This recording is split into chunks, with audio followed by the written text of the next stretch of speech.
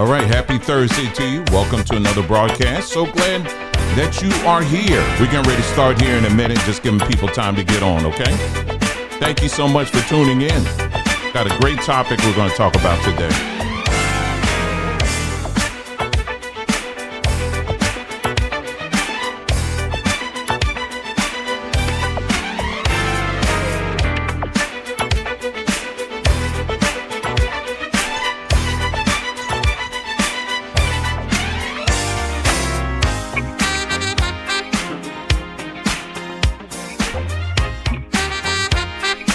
All right, about another minute, and then we'll get started, okay? About another minute.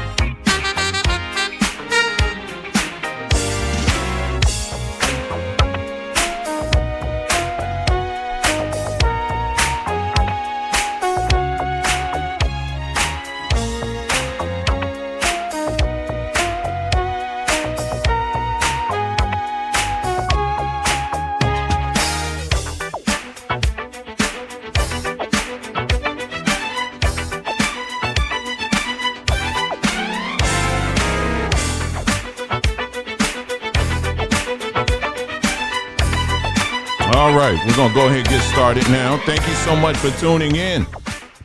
I should remix that one. Man. Anyway, thank you so much. Really appreciate it. Empower Selfishness TV is on. Really appreciate you for being here and everyone else that's filing in the room. Appreciate it. We're going to jump right into this topic here. But first, just few quick reminders here.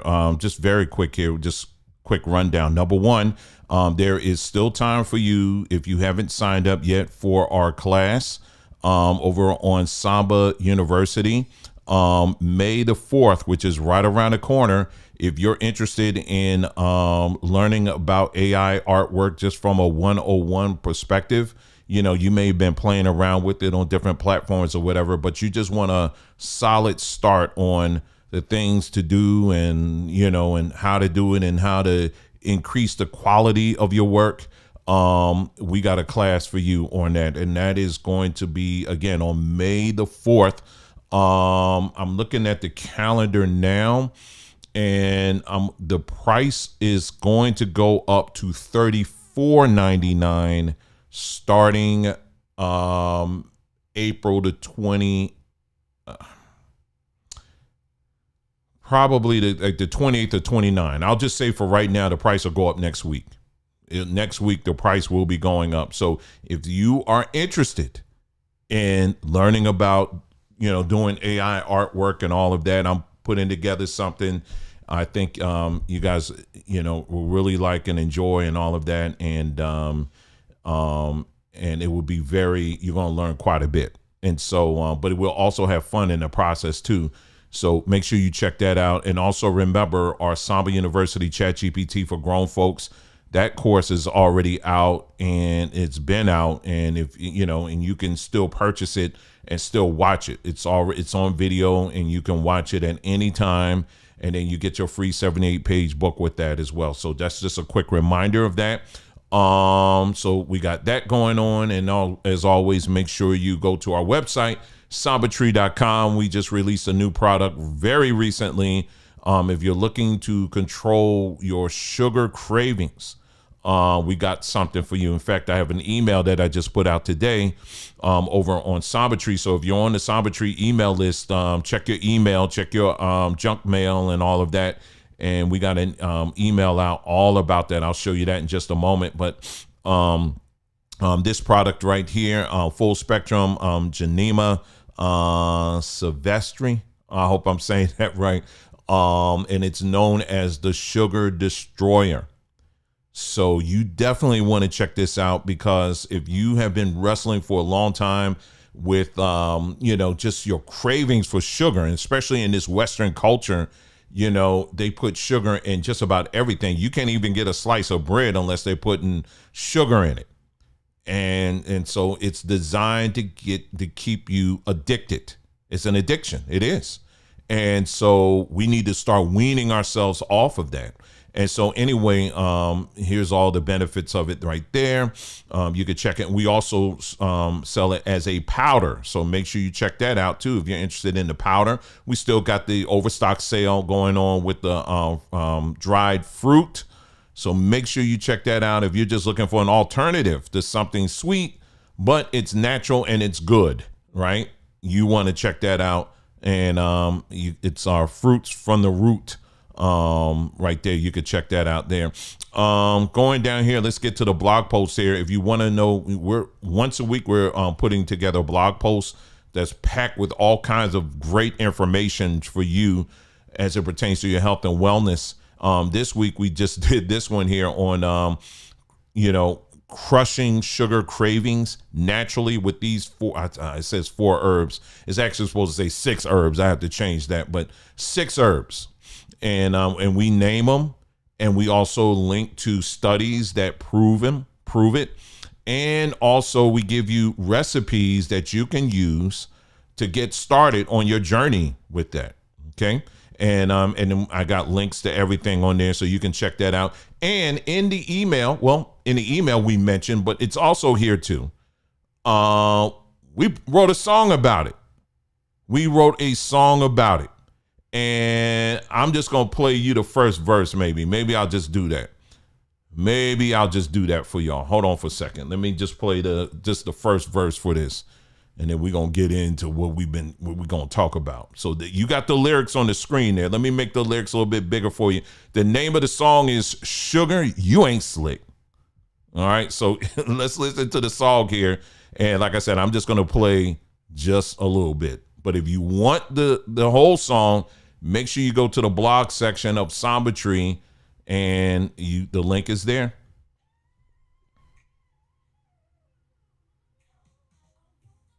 Why this ain't playing? Hold on.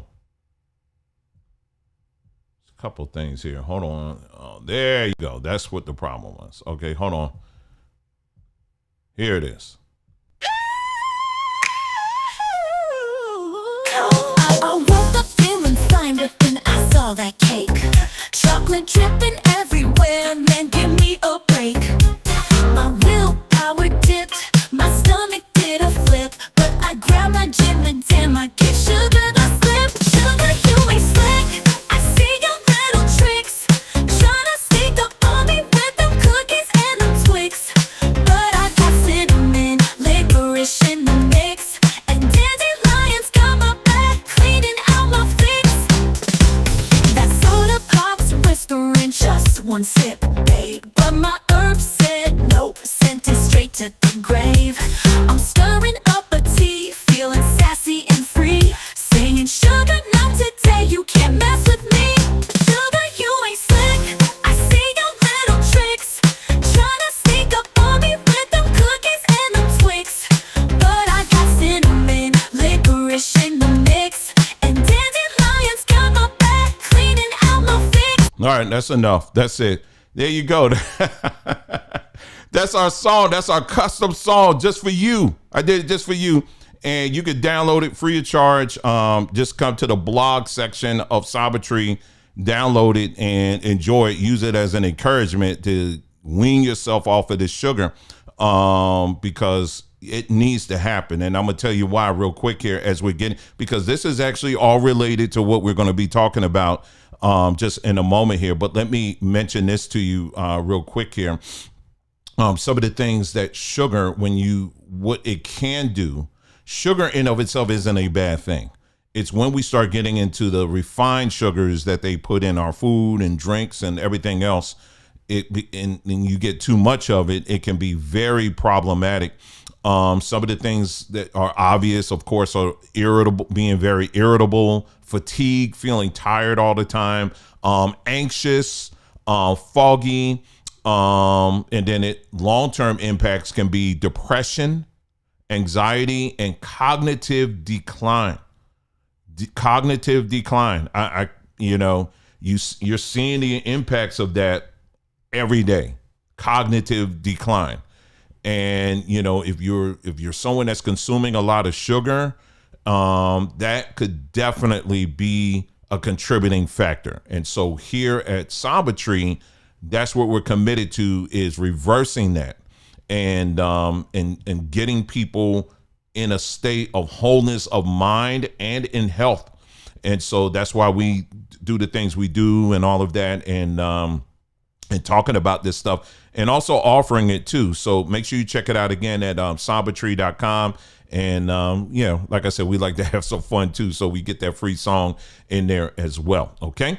All right. So today in this broadcast, there's a couple of things I want to touch on. There's a couple of things I want to touch on as we're talking about this main topic here, because when we, if you've been noticing, lately on this platform, I've been, really putting a focus on, the discussions that unfortunately a lot of people don't want to talk about as it pertains to this thing we call Black culture. And man, the amount of videos and clips that I have, I'm still getting literally every day of people just flying off the handle just over the simplest of things. And it's just horrible to see. But not only that, you're seeing people getting hurt. You're also seeing people getting killed. Did you guys catch the this very, very, very unfortunate story that I posted yesterday? Let me get this up here. This is the story right here on our community page. And, I was about to go to bed, but I tell you, this one really had me right there about the cuss. I mean, I was so angry when I saw this, but let me bring it up on the screen here real quick. This is all related, again, to our topic, the escape racism land buying scams. And let me pull this up here. Oh, I see somebody change their name, CTO Drones.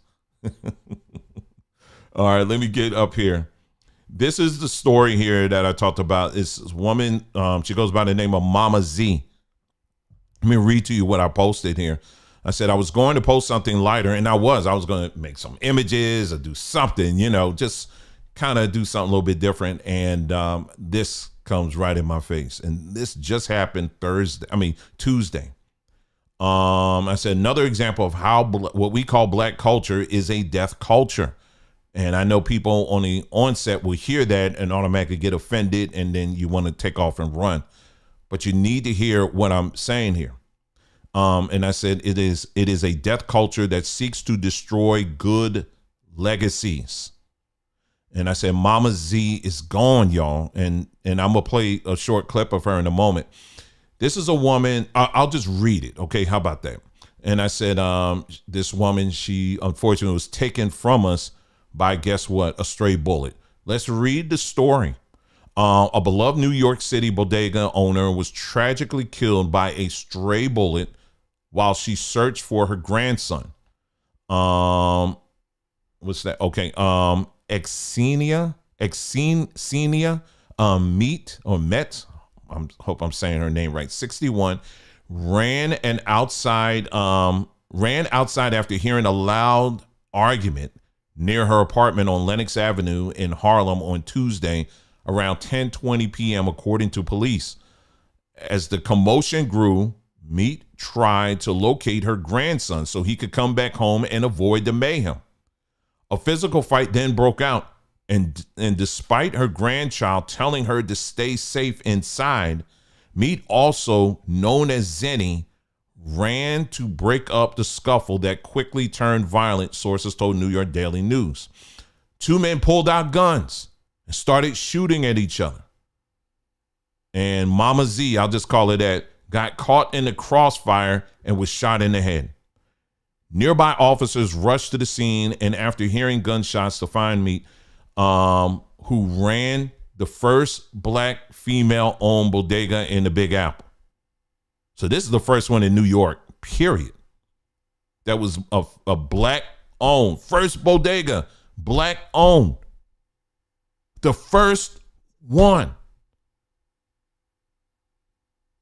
And she gets taken from us because two fools decided to settle their differences over probably pretty much nothing with guns.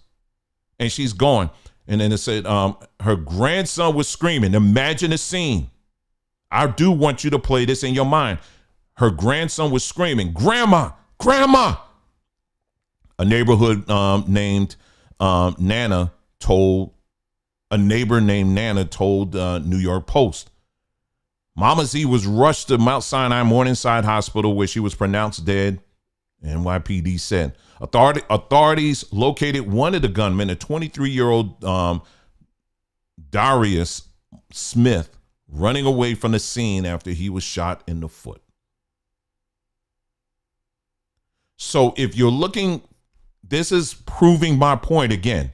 What we call black history, or black culture, what we call black culture today, it is literally destroying our black history. And I said, and here's some other points worth, when you're processing this story. Now, she, back during the COVID days, set up a GoFundMe page. This was back in 2020. And she set up the GoFundMe page because, like a lot of other businesses, they were struggling. They were struggling, to make ends meet and all that stuff because everybody, especially in New York, you can go hardly anywhere in New York City. So she was struggling. So what did she do? She reached out to the community and said, hey, listen, I need a little bit of help. When at the little bit is extra $75K.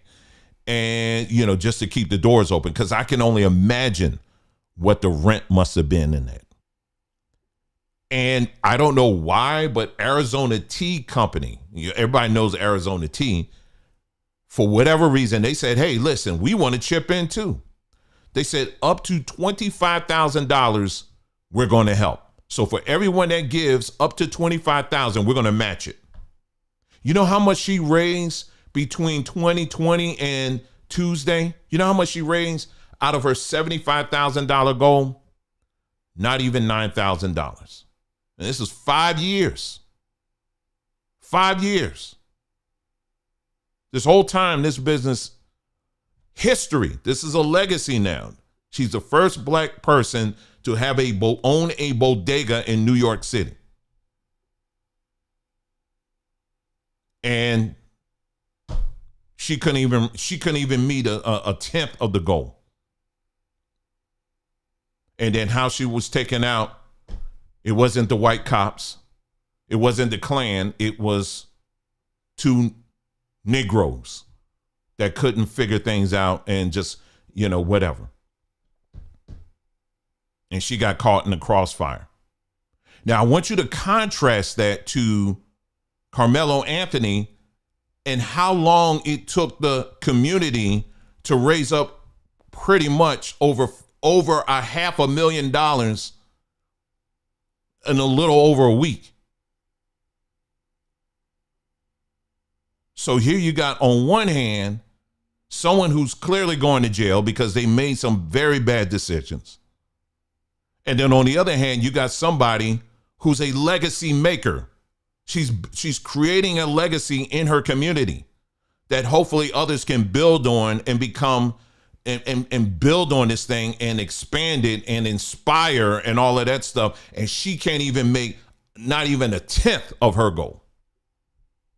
Then she gets taken out on top of that. And you know what the top story is within the community? Shannon Sharp. Shannon Sharp. He's the top of the discussion right now. And I'm not going to spend any breath or time on that. I'm really not. He's a grown, dusty man that was given an opportunity and he blew it because of his poor decisions. But yet he's trying to rally the black troops to try to surround him and to protect him and to try to use this narrative that he's being attacked because he's messing with a white woman and all this stuff. And it had nothing to do with no white woman. It had everything to do with what was in his pants and his inability to control that. That's what it is. And he's a terrible example for any man to follow, period. And anybody out here trying to create arguments to protect that man, you a fool, because it's not even worth anybody's time to even make that into an issue. You knocking on the door, 60 years old and still messing around with with 19, 20-year-old. Come on, man. Come on. Anyway, here's the video here. I want you to watch. This is Mama Z talking about Mama Z's what she Food was to doing. Please is the only black female-owned bodega in all of New York City, serving an eclectic variety of foods that draw directly from the owner's African-American heritage. People call me Z. So, and the mama is because they say I act like I'm everybody's mother.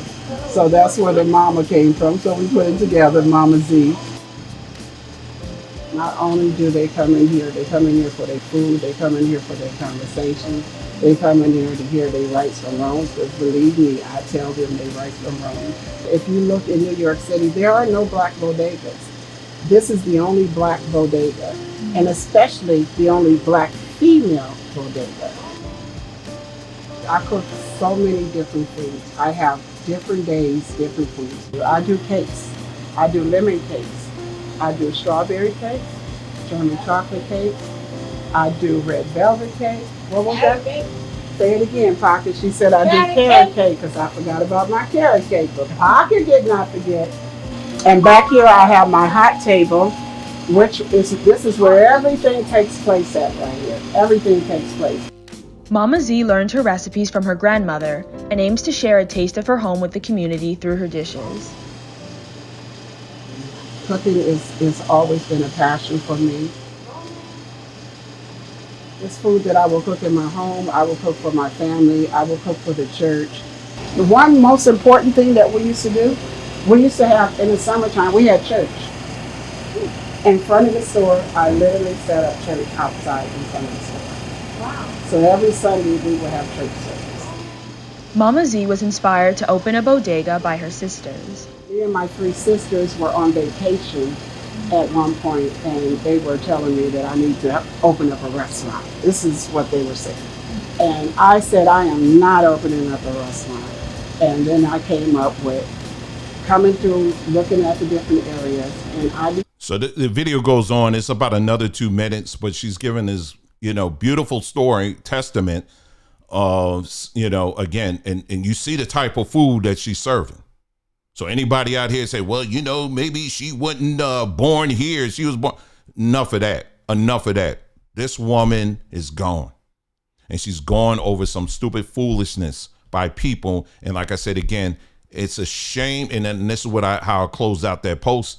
I had several black women coming after me because I was calling this certain class of people. Again, it wasn't all black women. And I make that very clear. But you got this certain class of women that are going out and going overboard, feeling like it's their obligation to be a bridge and a support or whatever you want to call it, a protection for, what's his name? Carmelo Anthony. You know what I mean? And, but, and they feel like they're obligated to do that. Someone who made some very bad decisions, period. And he is going to jail, period, as he should, period. But then here you have a black woman who got taken out by 2 black guys, and she's creating history, asking the community for support. She gets taken out, and you don't hear now one of them saying the doggone thing about this story. Not one. Not one. Make it make sense. Better yet, don't, because I don't want to hear it. So don't tell me that somehow, well, we got to protect one another and all that. No, all of that's conditional. And then, and so that's it. So, our thoughts, prayers, whatever goes to, this woman here.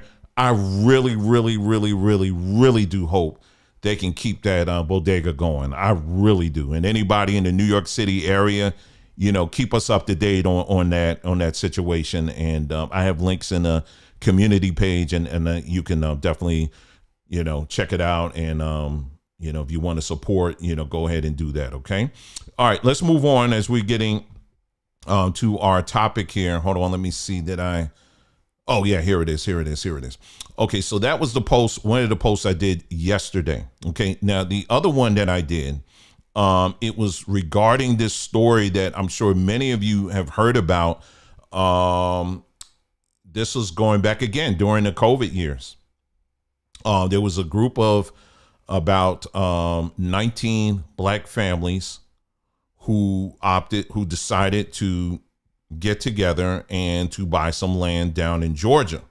And if you read the articles on it, they talk about how, their reason was because they said we're tired of, and this is kind of a common thread you hear a lot of other people say, black folks who are out here buying land, and it's not all black folks. Let me be clear on that. I got to keep saying it over and over again because a lot of times people try to find some way to say that I'm accusing all black people, this, that, or other.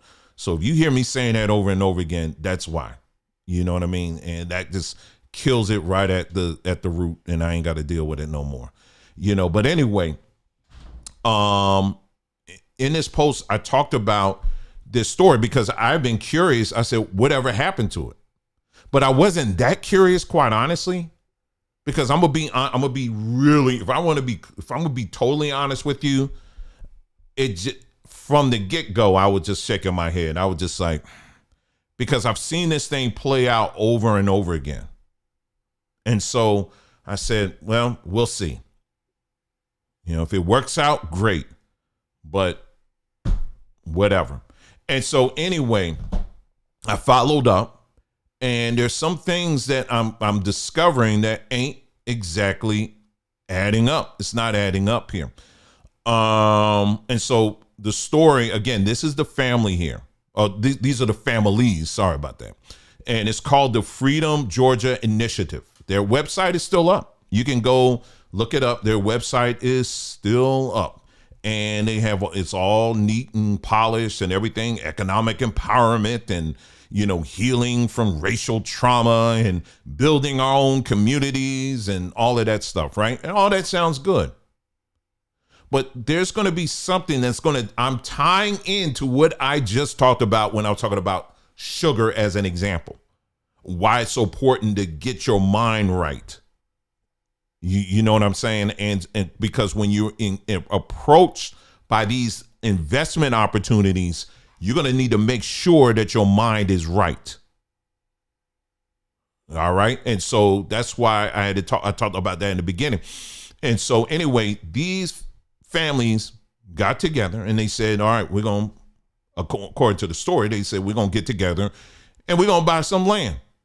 And they bought, I think it was about 96 acres down in like 130 miles south of Atlanta.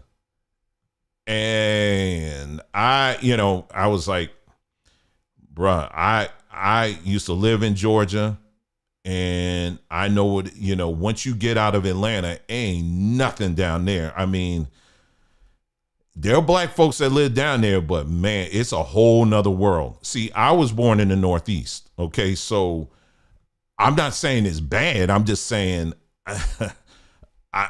as someone that was born in the Northeast, that wouldn't be my choice.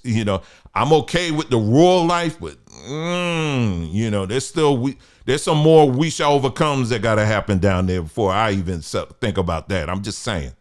But, you got people that live down there and, and it's their thing. You know what I'm saying? You got black folks down there. They own a lot of land and farms and stuff like that and all of that. Well, that's just me. You know what I mean? But anybody that can do it, hey, more power to you.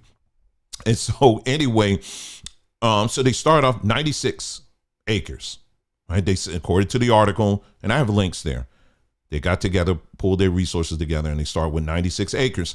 The initial articles, they talk about how it was 19 families, as I just said earlier.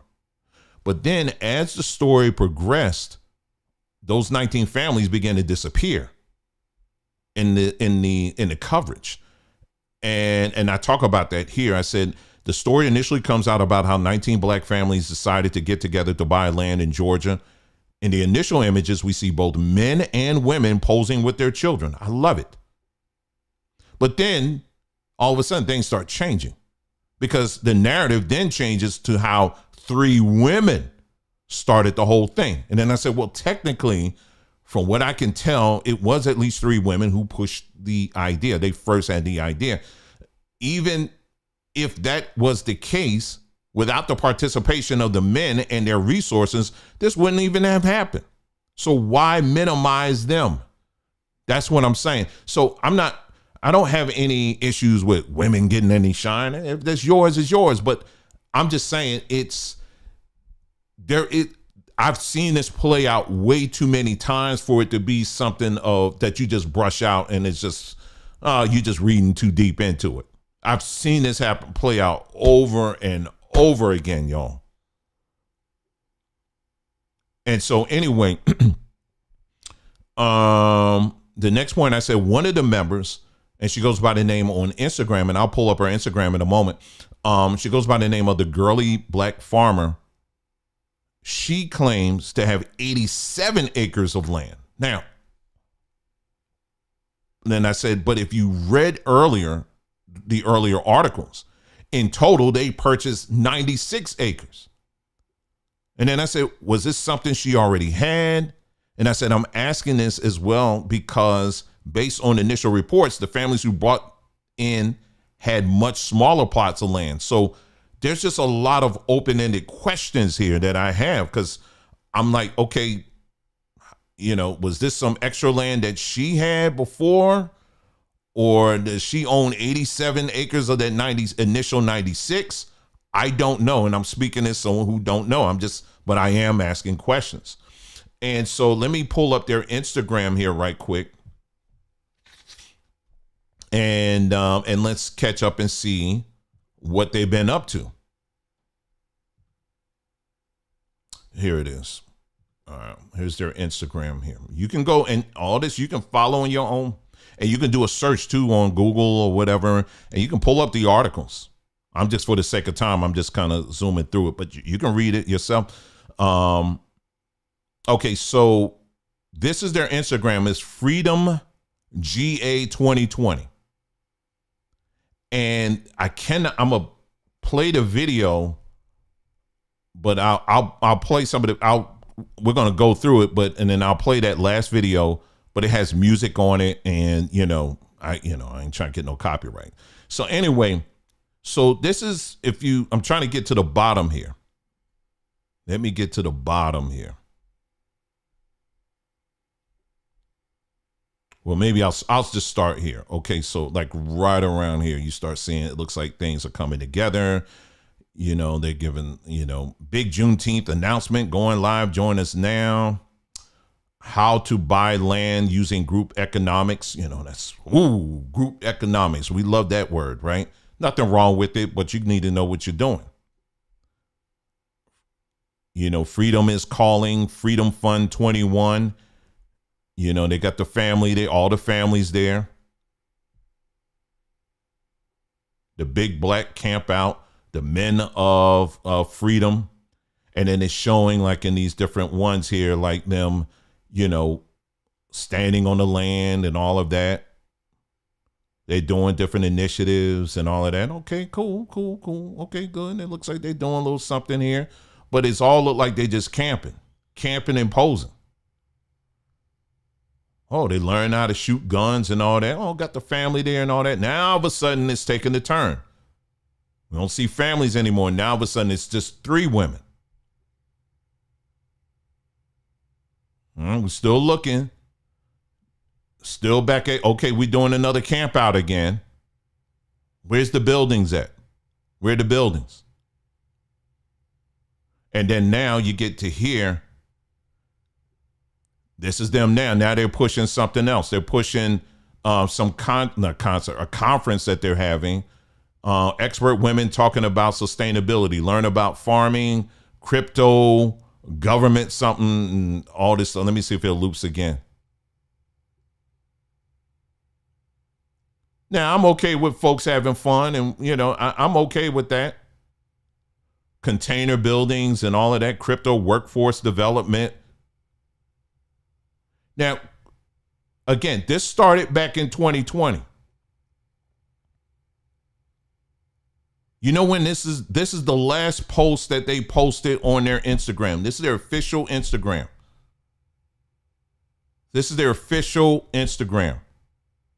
When this was posted? Remember, I just said This is the last post that they have posted. You know when this was posted? November 25th, 2022. Now, unless I'm getting my dates mixed up, we're in 2025. So what's going on? What exactly is going on? And then if you go to their what you call it, their they have a GoFundMe page, of course. And I think they've raised quite a bit of money there. But what happened? What happened to this? And there's some other things as well that I was noticing. I don't think I mentioned in the post that I did.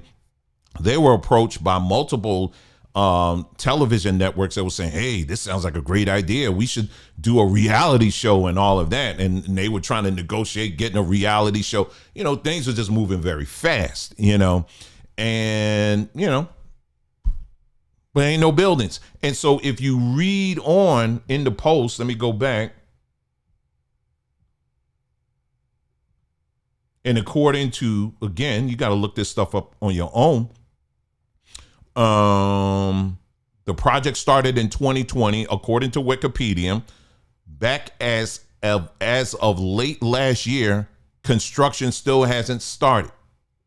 So 5 years and they still ain't got. And when I say construction hasn't started, they haven't gotten any permits from as of last year. There's no permits that have been secured, which means there's no roads, there's no electricity. If they got water, it's probably natural water that may be on property, but then they don't have any utilities, anything like that. And then I'll take you to their website. Anyway, it says the last post 3 years ago. Let me see. Okay. And I'll mention her. I'll go back to her in a moment. Let me see if I can pull up their website here. Freedom Initiative, is it called? Let me see. The Freedom Georgia Initiative. Let me see if I can pull up their site real quick. Because was it on their website that I'm looking for? Hold on. Paste.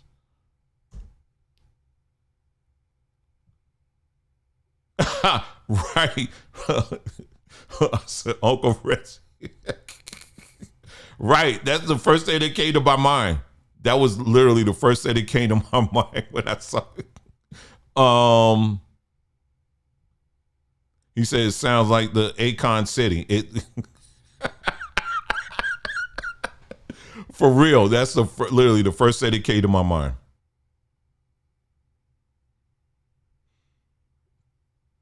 There was something else on here that I wanted to mention. Oh, that's right. There was some other things I wanted to mention as well.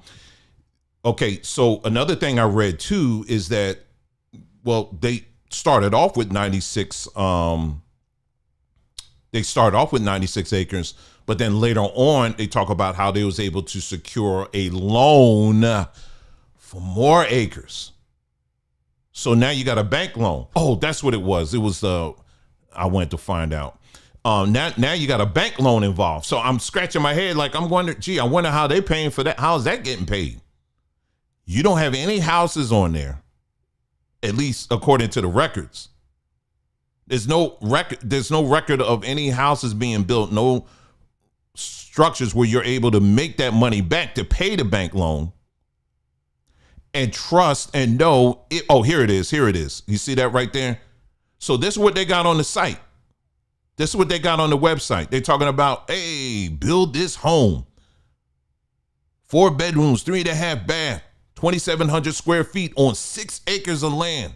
Basement lots available, starting at $450,000. Make an offer or get pre-approved today. So a lot of people will come by and they will see that and think, oh man, that's what the houses look like on that property? No, that ain't on their property. This is a picture that they found somewhere from a builder that says, yeah, we can build that. So they got on their webpage that you can get this built on here. But after close to 5 years, they don't even have any permits to build anything on the land. Nothing. Why would you want to even, if that ain't cleared, why would you want to buy a house on land that the people who own it, they don't even have their paperwork right? Now there's someone else. I tell you, it keeps going and keeps going. I see this stuff happen all the time, man. And I'm going to give you, and listen, if there are any real updates on it, I welcome it. If there's some positive updates, put it in the comments, so that everybody will know, hey, yeah, we actually did. We got some pictures here and we got all that or whatever. Put it up there. Let people know. But what I'm doing is, in this broadcast, I'm going over and I'm showing you the importance of asking questions. We're not tearing down individuals or anything like that, okay? This is the information that they put out. Clayton, I know you're on here. You remember that girl we tried to give a chance to, the woman that had opened up the water factory, a water company up in upstate New York? I heard about the story and I was like, oh man, it was a YouTube video. It said black woman, buys a water company up in New York. People will be able to get, fresh, clean water, spring water and all this stuff. I was like, man, good for her, man. That's good. I said, let me support that. So yeah, so she was like, what you can do, the way to support, you can buy some water. You can buy 2-3 jugs of water or whatever, and that's it. Sent my money up there. That was, Clayton, I don't even know, what's that, 4 years ago? I'm still waiting on my water. Look, I got to send her an address change to my water because I still ain't get it.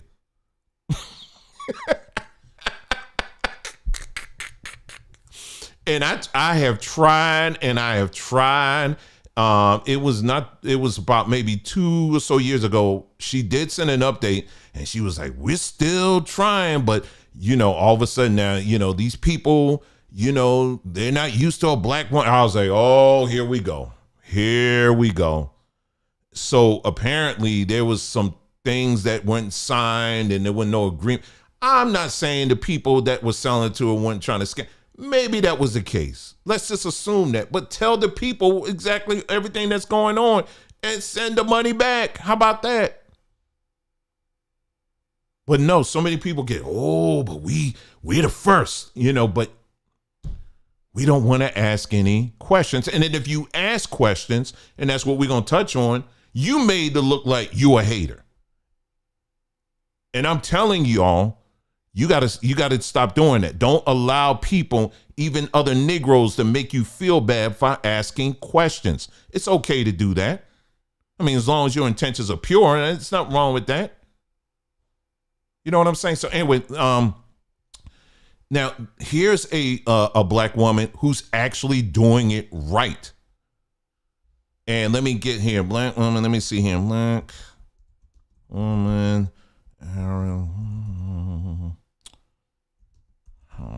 Okay, let me see if I can find this woman here. I'm trying to remember. Building. There it is. Here she is. I don't know this woman, never met her. This is her channel here. Simply Simona. Now, this woman, she and her family, I think the backstory is they were in Ohio and they were like, man, we're going to build a house. We're going to buy some land in Arizona. I forgot how many acres. They have quite a few acres. And this is her husband, and her children. They bought a significant amount of acres in Arizona, out somewhere. They built what's called like a barn-dominium. And really nice home.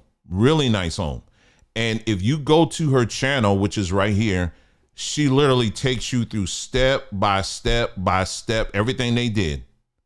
And they're showing you like, okay, this is what we had to get. This her and her husband right here. Her and her husband right there together. And yeah, this is them. They're talking about how they helped somebody else to buy some land.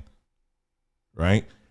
but she's showing you the whole process, from grading the ground and all of that, to getting water, all of that stuff, and to getting windows put in, what manufacturer she went with, and all of that. She's literally showing you everything that they went through. And I could really appreciate it. And it was quite enjoyable to watch the process, for someone to do that. But you notice she's documenting everything. She's showing everything. But she's just a YouTuber. To my knowledge, she went up here asking for tithes and offerings for anybody. Y'all, this is for the community. We all got to come together and do all this. No, she said, no, my husband and I, we're going to do this on our own. It's going to take some time for us to get it all together, but we're going to do it, and I'm going to document it. And she did it.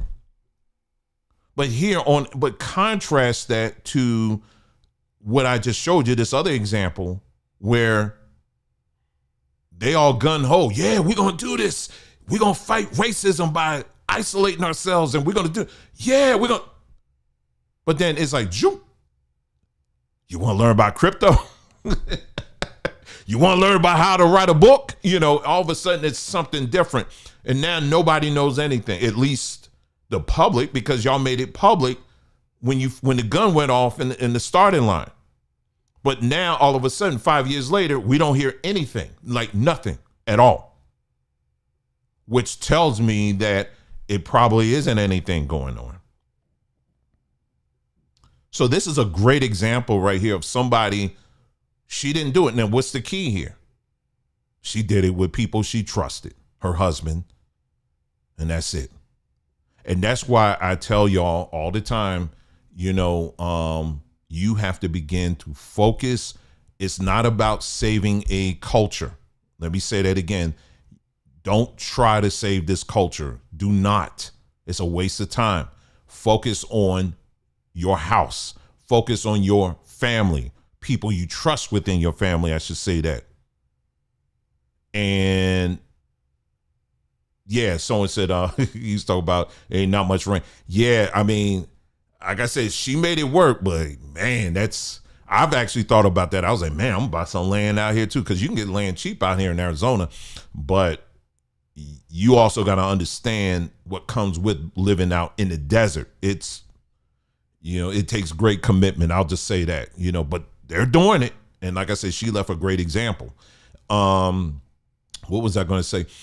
But they did it with people that they trusted. In this particular case, it was them. So as we're pivoting here, because now we're going to talk about the things to avoid when you hear this stuff, because this particular case example I gave you, that's not the only one. I have been approached by people talking about they were going to do the same thing. And I said, hell no, I ain't doing that. No, I ain't doing that. I said, now if you want to do that, y'all go ahead. I don't know. What's the first thing I would tell you? If anybody approaches you with this kind of offer, the first thing you want to know is what kind of experience do they have in building communities like that? And I say this not just, like I said, that's just one example, but I've heard of other examples as well. You got one in the Hebrew space, Ron over there in Africa trying to get people to move to South Africa out of all places. I mean, I'm not saying South Africa is like the bush and everybody's living in huts and all that. Nobody's saying that. But what I am saying is there is a lot of instability from the government standpoint that's going on right now. So if you think you just going to roll into some paradise and everything's going to be whatever, it's not. South Africa has its own set of challenges. That's my point. And are you prepared for that? South Africans right now, they're dealing with immigration. You got many South Africans that are like, hey, listen, we're tired of outsiders coming in. We're trying to get rid of these outsiders. And they're talking about specifically people coming from other African nations. And they're saying, nah, no, because you taking our jobs. It sounds familiar with what's going on here. So they got that going on. What's going to be the impact? So another question you can ask, and I know Ron, he's done these little presentations talking about You know, they're going to build this, and this is some examples of what the houses could look like and all this stuff. But ask yourself, Ron, do you have any experience building houses? Do you have any experience building houses? I'm just saying, that's the first thing I would ask. Do you have any experience building houses? If you don't have any experience building houses, then no, just keep right on moving. Keep it going. Keep it go on. Get going. If you don't have any experience building houses, that's the first thing I would ask. And not just building houses, but building houses in a community setting that you're doing right now. Like, in other words, you got to come to the table and have, okay, I've already done this and it's been successful for at least 5 to 10 years. And now I want to duplicate this over here. You understand what I'm saying? So that's the first thing you need to ask. If they don't have any experience, and I ain't talking about, well, yeah, I just got my my real estate license. I've had it for a couple of years. That doesn't count. Just because you got your real estate license, it doesn't mean that you qualified to do this. Heck, I have my real estate license for the state of California. At least that was some years ago. But I'm not going to throw that on some resume and say, I had one. I don't think it's active now. But that doesn't qualify me to be building communities and all of that. When you start getting into real estate, each state, for example, has their own set of laws and rules that you got to be familiar with. I can't have a state of California real estate license and think that I'm going to be qualified to sell land in Iowa somewhere. I'm not. I'm going to have to take the test all over again because I got to be familiar with their stuff. Now, imagine someone telling you, you better leave America because America is blowing up and it's going to be destroyed. God ain't playing no more. You better get out of here. You better get out of America. God ain't playing. We got to leave. We got to leave this place. We got to leave right now. We got to get out of here. It's, fear, fear, fear. You should never make a decision, especially when you're talking about investing based off of fear.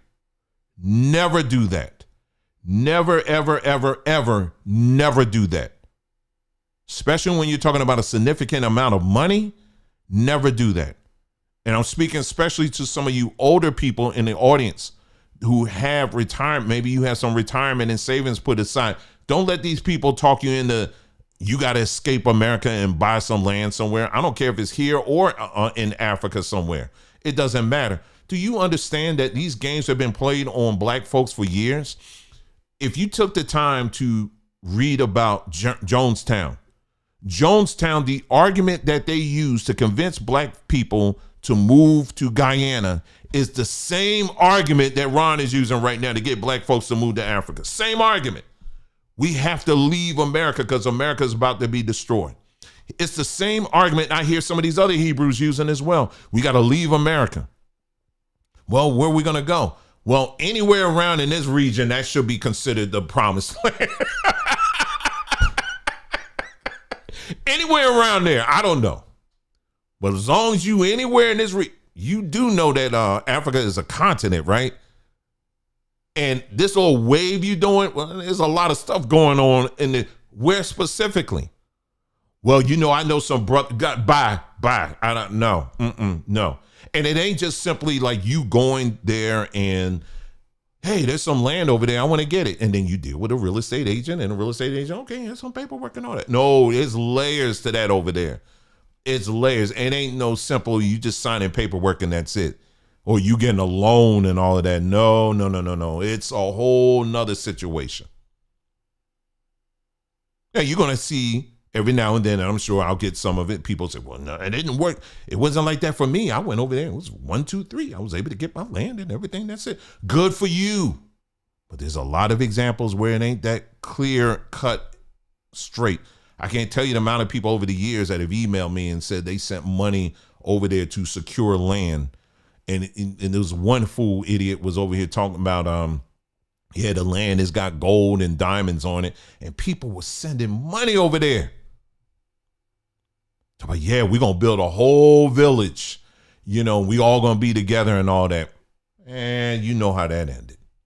Anyway, so let me go over very quickly here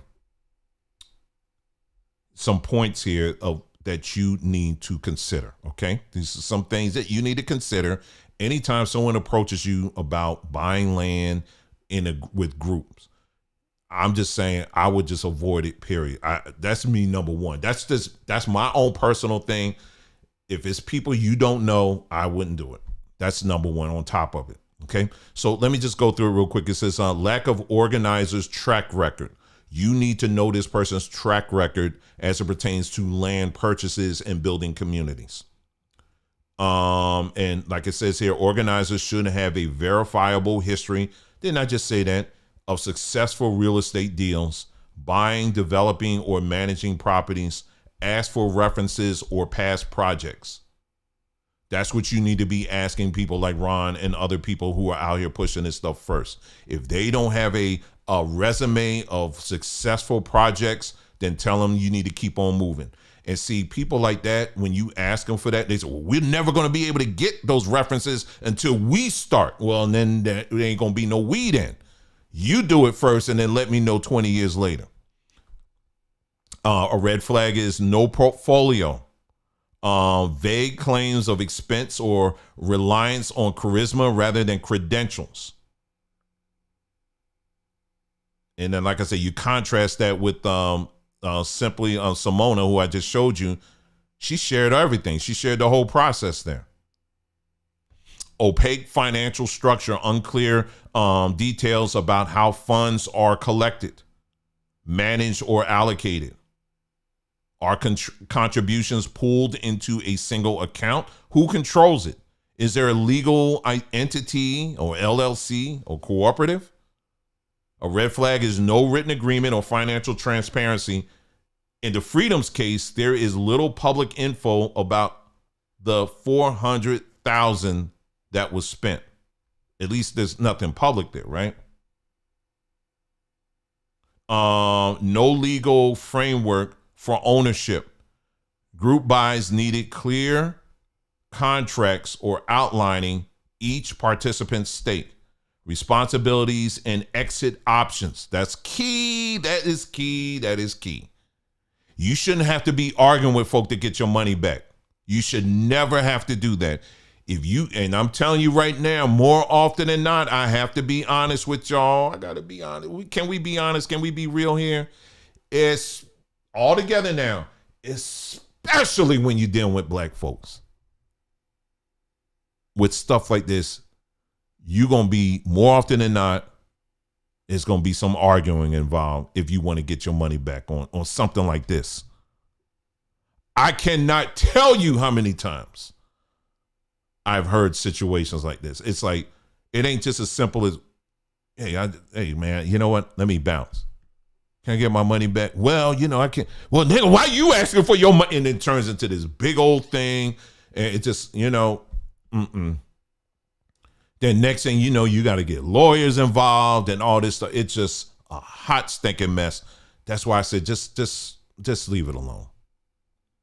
Can't y'all listen to Michael Jackson? He said, leave me alone. Anyway, red flag, verbal promises or vague community community ownership rhetoric without legal documents. Put it all in writing. Unrealistic timelines or promises. Developing land takes years.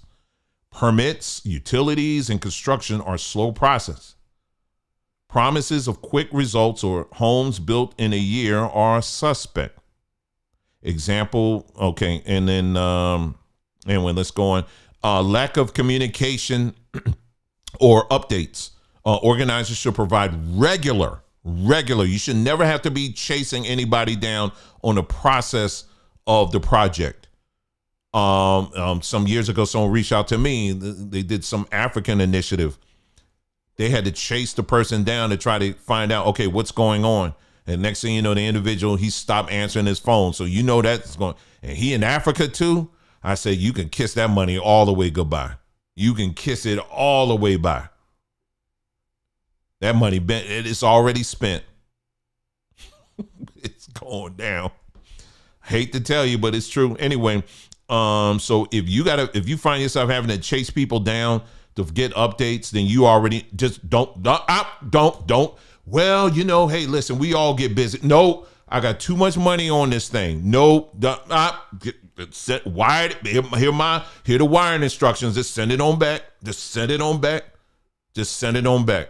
If I got to chase you down to find out what the status, send it on back. Telling you. All right. Lack of communication. Okay, I said that. High pressure tactics. Pressure to invest quickly, especially with large sums, is a classic scam tactic. Legitimate deals allow time for due diligence. Listen, there are people out here that are teaching lessons, sermons, whatever you want to call it, that you need to hurry up and get out of America. You got to get out of here. You got to leave now because God is about to just pour out the 7 bowls and the 7 candles and the 7 whatever. He about to pour it all out. You better get out of here. Meanwhile, you ask him, well, did you leave? Why are you asking me that? All of a sudden, like, what? I'm just asking a simple question. Did you leave? Why are you asking me, though? See, that's the devil speaking through you. Oh, get out of here. And people are like, well, yeah, I guess you're right. We better leave. We better get out of here, hon. I know we got a little bit of money in our savings, but we better leave because, see, God ain't playing. And I sit back and I listen to these people out here, these teachers out here be scaring these folks. He about to pour it all out, y'all. It's about to go in flames right now. And you got people out here listening to this are scared to death. You need to start asking these people, what are you doing to protect yourself? I don't see nobody asking those kind of questions. What are you doing? Well, I'm just going to sit here and wait because the rapture going to come. That's your escape plan? You got folks out here building all kind of, shelters and things like that, whatever. They build all kind of stuff. Your plan is you waiting for Gabriel to blow a horn. Lord have mercy. That's your plan? That's your plan? That's your plan. The whole place on fire and you looking up in the sky. Everything turned to a crisp and you like, I'm just any day now.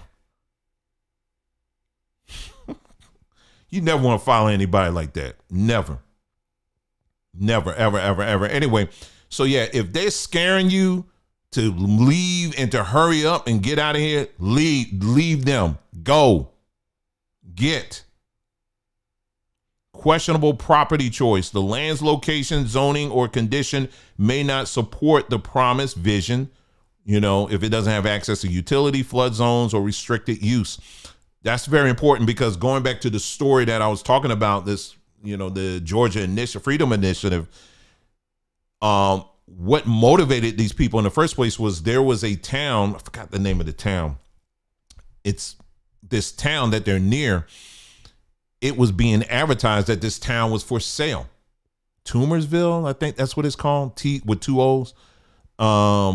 It was the whole town was for sale. That was being advertised.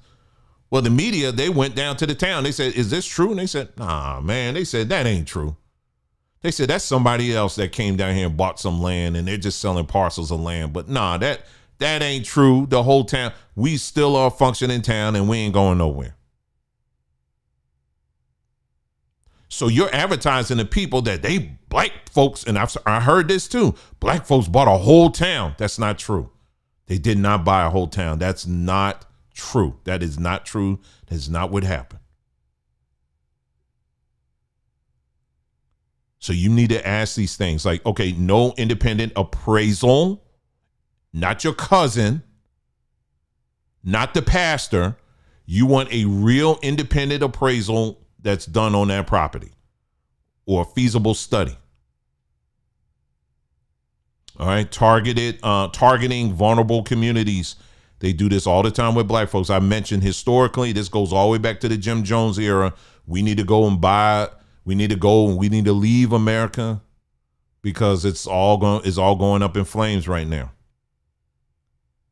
And they always target black folks many times. They target other people too, but I see this happen all the time, especially amongst black folks. You got to be very aware of this stuff. No exit strategy. Participants should know how to recoup their investment if the project fails. Without this, you risk losing everything. Oh, that Shebrew Natural said said they use the commandments to build a community, and when confronted, they run. Exactly. I can't tell you how many times, this is biblical. We're supposed to separate ourselves. We're supposed to, how you going to separate yourself, but you still getting public utility? Anyway, maybe I'm thinking too deep on that. I don't know. We supposed to separate ourselves from this wicked system, but you still getting Georgia power. I don't understand. Someone please make that make sense. Anyway, all right, move on.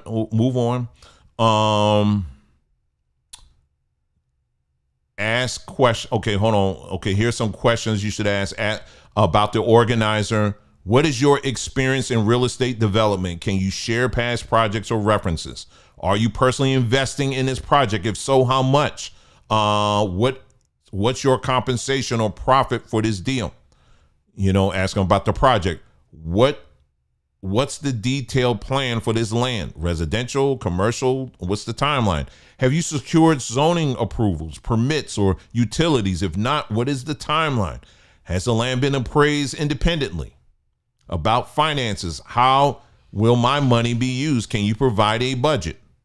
Where are my funds being held? And if they tell you Cash App, then goodbye. Again, I've seen people do that. Well, I'm supposed to Cash App them every week. Oh, Lord, don't do that. Don't do that. They told me to Vimeo, however you say it, every week. About, let's see, ownership. How is ownership structured? Is it an LLC? Is it a cooperative or individual deeds? What are my rights and responsibilities as an investor? Can I sell my stake or exit the project? If so, how? What are the biggest risks? Have you conducted a feasibility study or environmental assessment? How often will you update us? Who's the point of contact with all of this? Now, if they start asking, when you start asking these questions here, this is when you definitely need to be bouncing. The organizer dodges questions or is evasive or hostile to just the basic inquiries. There's no legal protections for you. Miss milestones. In other words, if they start saying by such and such a date, this is going to be built. I think about Umar Johnson. He told me in my face. I saw him in Atlantic City. I said, I asked him about the school or whatever, and he said, we're going to be doing a soft launch. This was like, 2 years ago? He said, yeah, we're going to have this, that, or whatever. Still ain't do it. Now, he's got a building. He put a sign on it, but that's about it. The most important thing that I would say is gut feeling. You need to, our dear sister, Violet over on the channel, Listen to Your Body, perfect timeline, perfect tagline. Listen to what your body is saying. If you're feeling a little bit uneasy about it, you feeling something like, I just don't know the vibe. I just don't, you need to listen to that. Yeah. Good example, Uncle Reggie. Good example. This one here, Jay Morrison and the Tulsa Real Estate Investment Trust. They will always pull on it. I'm talking black folks now. They will always pull on your history. And that's why I said this is the culture that needs to be destroyed. Because you're going to pull on this precious history of ours and use it to scam folks. And you're not asking questions. It's the same thing with Tariq Nasheed. He literally showed people this humongous, like future state-of-the-art looking museum. And he ended up getting a storefront that's really a comedy show place. He's got some artifacts there, but it's artifacts he bought on eBay and Etsy and Temu. That's your artifact. That's your museum. And then they have like little like comedy night every night. That's your museum. And I've tried confronting people on this and they get mad at me. They're like, well, you don't know what you're talking about. You probably a tether. You just jealous. Where's your building? I was like, okay, all right. You happy with that? Okay, you go with that. Now, yeah, so the importance of this is I wanted to do this broadcast because, again, I want people to really begin to start you need to really start asking questions. You do. When these things happen, you got pastors that been doing this for years and years and years. And you got other people out here too that will I said I would never try to do that. I get scared when I'm asking people. I'm serious. I get scared when because I've seen too many bad examples. Not that I can't trust myself with money. Don't, please. It ain't that. It's just, I know when I'm dealing with other people's money, it's like a hot potato in my hand. It's like, get it away from me. Okay, it's got to go here. Okay, let it go. Get it there quick, because you ain't going to accuse me of doing something with it.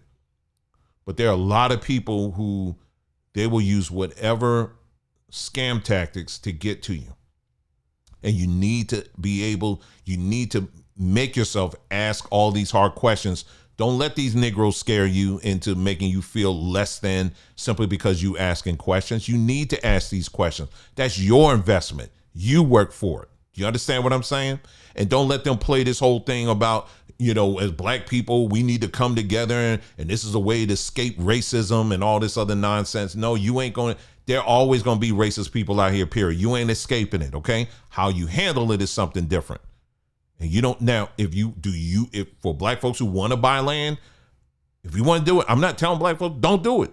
If that's something you want to do, that's in your heart to do it, but do it correctly. Do it the right way. There's another black family I'm just thinking of too. What's black homeschool educator? I forgot her. She's out like in Montana somewhere. This woman's out like in Montana somewhere. They bought a whole bunch of land, her and her husband. Again, they took you through the process. And so there are good examples out here, but the good examples I'm pointing to are the ones that it's just the family themselves are doing it. It ain't all this, we're going to appeal to the greater YouTube platform and get everybody. Nah, I don't know, y'all. You know what I'm saying? Why would I entrust that to that? That's just not smart. It's not smart to do that.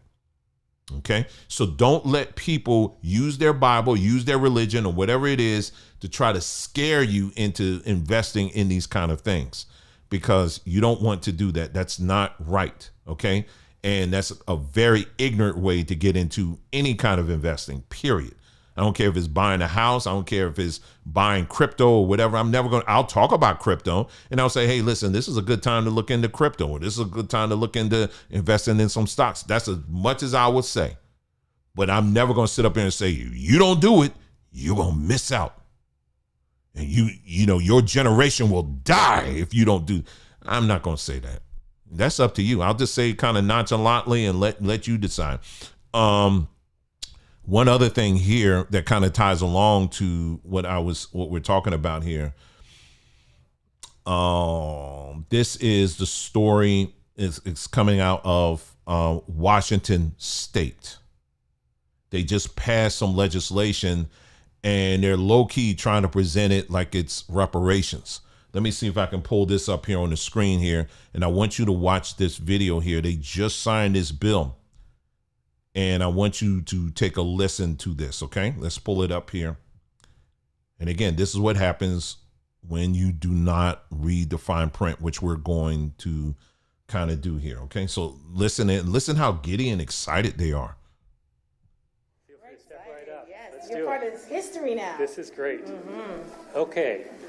Washington State's Covenant Homeownership Program provides down payment and closing cost assistance for lower income first-time home buyers. Lawmakers created the program to address the disproportionate impacts of racial redlining in Washington State. House Bill 1696 modifies the program by adjusting the area median income threshold for program eligibility, introducing loan forgiveness, and modifying the Oversight Committee membership. This modification will create more opportunities to close the racial homeownership gap which is a very important goal for all of us here in Washington State. We so appreciate everybody who made this legislation possible. We know it's been like any legislation. And you see the ladies in the back, they're just looking at each other, googly eye, like, yeah, we did that.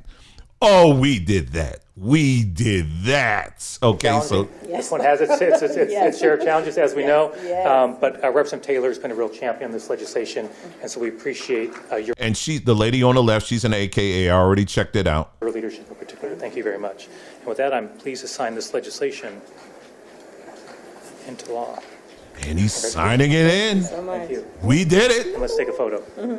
Let's take a photo. Cheese. Oh, we did it, y'all. We did it. We did it. We did it. We got legislation passed where now, notice the language, they threw around reparations too. They threw that around. But notice the language. They didn't say specifically black folks, number one. Okay, so that goes without saying. Those are the easy things to pick out. So they're talking about that translates to anybody but white. That's what that translates to, okay?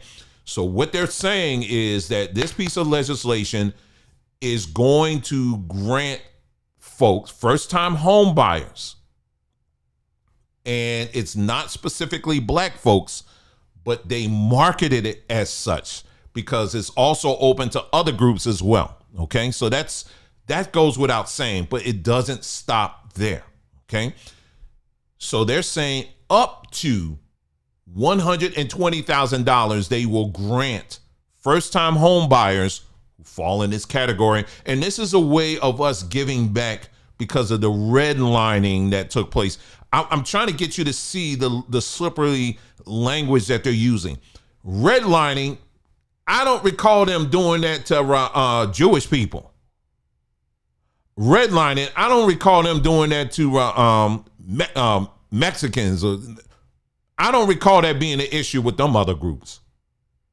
When you read about the history of redlining that was going on in Washington State, which I did, it was happening exclusively to black folks. No other group was mentioned there.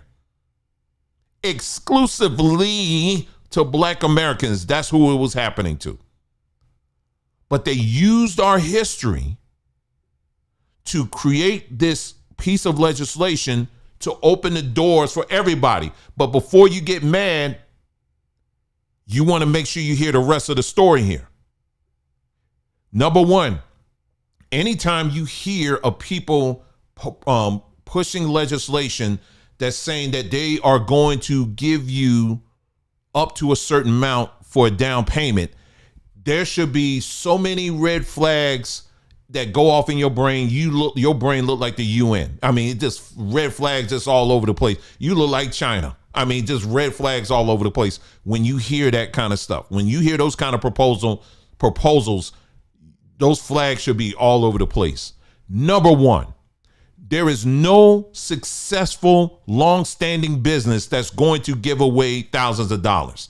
That is not a successful building a business. How you build businesses. You don't build businesses by giving away money. So the banks that are behind this, they're not doing this. They're not just, oh, you got us. You cornered us. Okay, we give up. We give up. Sorry about that. Sorry about that whole redlining thing. Let's just give you thousands of dollars and, for this house. And we're sorry. Here we go. We acknowledge you got us. Let's just give you thousands of dollars. There is no successful business that's going to give away thousands and thousands of dollars if they're not getting anything out of it. Okay? This ain't the lottery. And even a lottery, the state gets their half of that money back. If you won $1 million lottery, guess how much the state that's saying they're giving it to you, guess how much they get back? They get almost up to 50%, depending on the state. So you're not really getting anything unless they're getting something out of it. Okay? Wake up. Okay, so what happens then? What are you talking about? Well, let's get into some of the details here. And again, this falls in line with what we're talking about, the importance of reading the details, asking questions. All right, reading the details and asking questions. Okay. So I asked Grok. Grok is another one of these LLMs that I talked about. Like ChatGPT is one, and Grok is another one. There's other ones like Perplexity and all the other ones here. But anyway. All right, so let's get into the details of the Covenant Home Ownership Program as outlined in the bill signed by Washington Governor Bob Ferguson, focusing on whether the down payment assistance averaging $120,000 for Black first-time home buyers is truly waived, or is it being rolled back to the end of the loan? And they give an explanation here, whatever. Is the down payment assistance a grant or loan? To determine whether the down payment assistance is truly waived, so forth and so on. All right. So the nature of the assistance, the WSHFC describes the assistance as down payment assistance, but it does not explicitly label it as a grant, which would not require repayment. So if it's a grant, you wouldn't need to pay it back, but they don't mention that. It's not mentioned that it's a grant. So if they're not mentioning that, guess what? Anyway, or loan, which would require repayment, often with interest. So they're not really mentioning it as a loan either. However, the website mentions that the program is assessed through a commission-trained lender who helps buyers pre-qualify for mortgage loans and establish eligibility. This suggests that the assistance is tied to the mortgage process, which often indicates a loan structure rather than an outright grant. Repayment implications. In many down payment assistance program funds provided are structured as a second lien or deferred loan to the property. Oh man, did we read that? Were they giggling about that part? Did you read that? Let me read it again. In many down payment assistance programs, funds provided are structured as a second lien or a deferred loan to the property. This means the assistance is not immediately repayable, but becomes due under certain conditions, such as when the home is sold, refinance, or after a set period of, let's say, 30 years. Sometimes these loans are forgivable if the buyer meets specific requirements, like living in the home for a certain number of years. This particular piece of legislation on the website does not provide explicit details or repayment terms for the Covenant Home Ownership Program, but the structure is common in similar programs. Funding mechanism.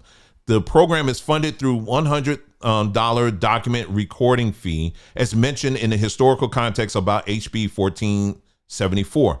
This fee generates revenue for the Covenant Home Ownership Account, which supports the program. While this funding mechanism suggests the state is covering the cost, it doesn't necessarily mean the assistance is free or of repayment obligations for the buyer.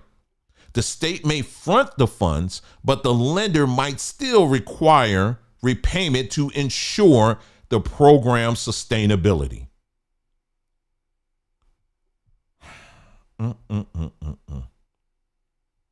People don't read, man. A lot of people don't read. They up there giggling and everything. And again, this black woman who led the charge on this, she's an AKA.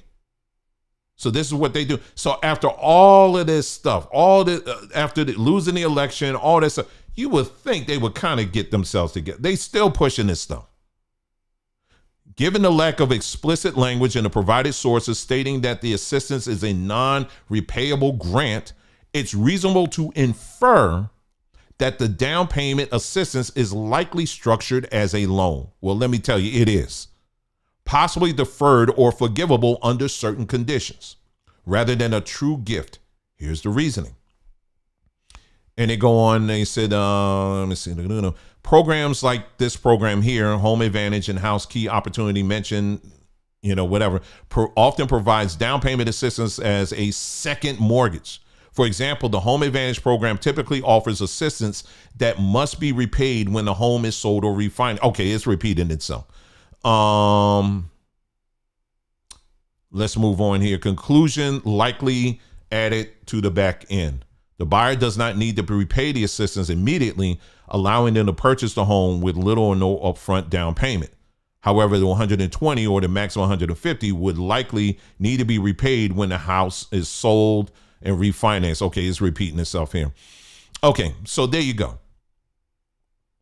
So because I've heard of similar programs like this, I've looked into this before when I've heard other states doing this and proposing this stuff.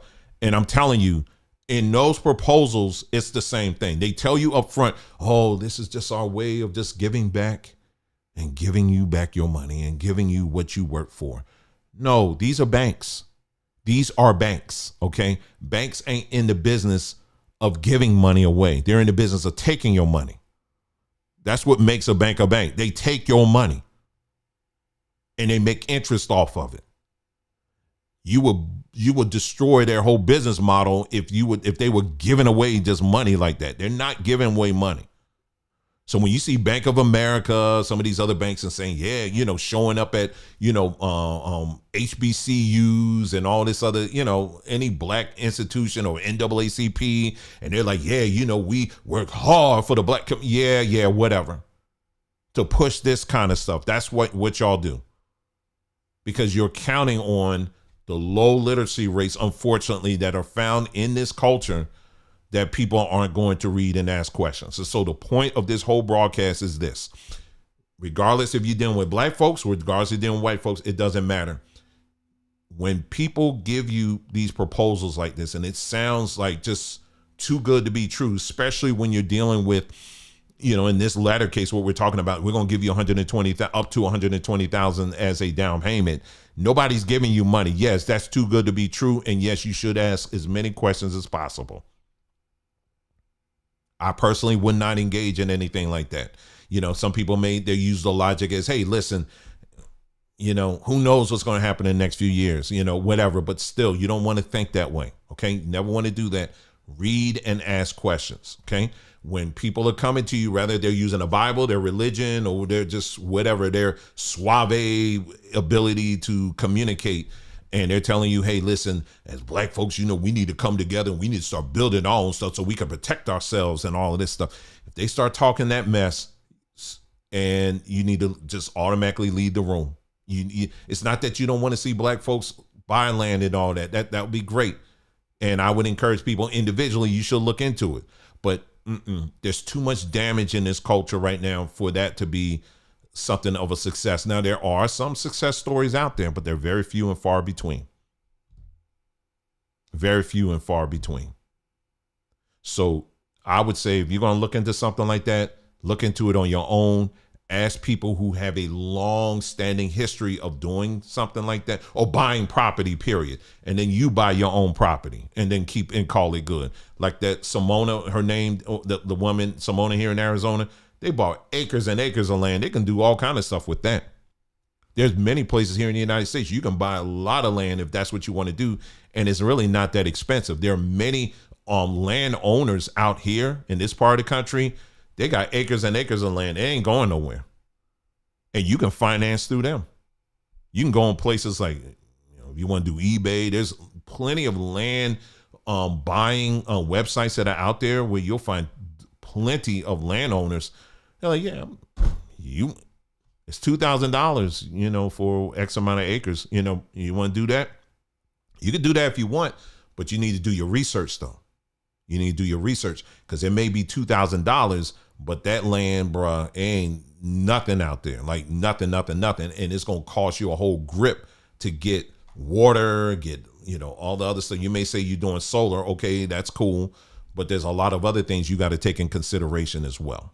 All right. If you're talking about growing your own fruits and vegetables in the desert, it can be done, but yeah, I'll leave that up to you. You could figure that out. Simona, I think she kind of sort of figured it out. I'm going to check her channel and see if they've answered that question. I think I've seen them growing some stuff, but it's a challenge. You know what I mean? So you want to look into those things. Ask those questions, y'all. Ask questions. And that's it. And protect your stuff. Okay. That's it. That's all I have for y'all for this video here. I was thinking about this and I said, you know what, this comes across my way often. These people, making these proposals of buying land in groups and all that. I said, finally, let me just do a video on that. So here we are. I did a video's done. The next video I think I'm going to do, we're going to talk about this whole scam of PhDs, because you got a lot of Negroes out here that are pushing these PhDs. There's one particular school in Atlanta that put this a whole thing. It's about PhDs and, how you too can be a PhD. And I'm going to take you through the steps on how they do it, how they market it, how they get people to get on that scam, and how a lot of black folks, they jump on that because they think it does. And unfortunately, with a lot of people, it gives them credibility in whatever they're doing. They see, I can't just be Dwayne. I got to be PhD Dwayne, and then, people will get impressed by that. So I'm going to take you through the steps, and I'm going to give you some examples of some schools that are out here that market specifically to black folks, and why you need to question all of that. And you need to stay away from that as well, because that's a scam as well. So we'll be getting into some of that stuff too, and getting in and talking about that. So again, thank you so much for tuning in. You guys take care, and I will be talking to you again soon. I'll see you next time. Remember, make sure you go visit sambatree.com. Get your sugar right, y'all. Get your sugar together, y'all, because that will help with this, so that you can figure this stuff out that we've been talking about. Okay, thanks again. You guys take care, and I'll see you again soon.